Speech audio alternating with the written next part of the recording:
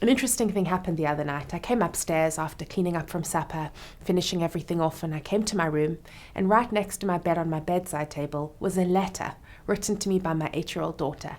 And it had beautiful pictures and intricate details of, "Mommy, I love you, and I love this about you, and I love that about you, and you're so special, and you're the best mommy ever."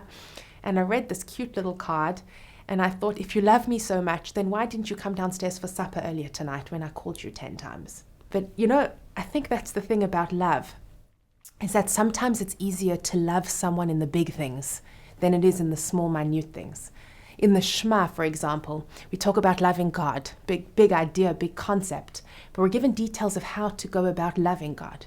We're meant to love God b'chol levavcha, with all your heart, all your emotions, b'chol nafshecha, even giving up your life. We're meant to be willing to die for God. If our lives were at risk for Judaism, we would be prepared to do that. And then after these big things, emotions, and even your actual life, the highest thing you should be willing to love God for is b'chol ma'odecha, with all your belongings. And it's so weird that belongings comes after the other two, but really it makes a lot of sense.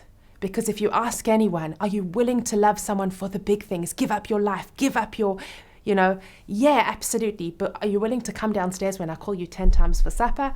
I'm not so sure. And I think it's a powerful message in our lives to stop and think about the things we love, the people we love, and ask ourselves, are we making the right kind of sacrifices?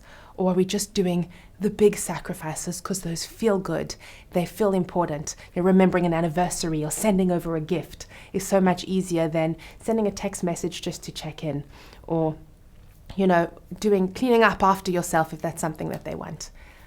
And I think that's really what we're trying to do as a Jew, is trying to ask ourselves about the small things and make them really, really count.